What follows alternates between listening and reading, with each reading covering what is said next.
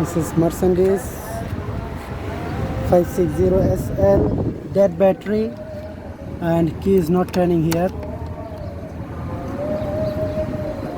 Key is not turning, so you want to open the trunk to replace the battery.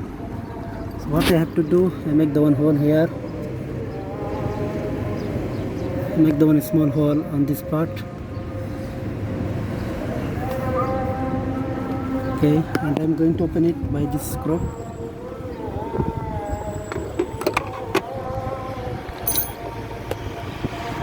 I make the hole on this part here.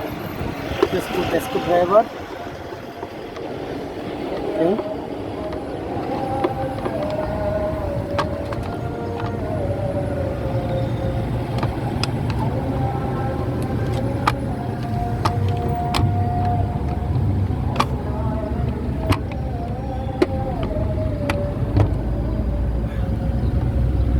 Here. Put the screwdriver and pull this one by screwdriver only. This is a way to open, and there is a battery. You can change the battery over here.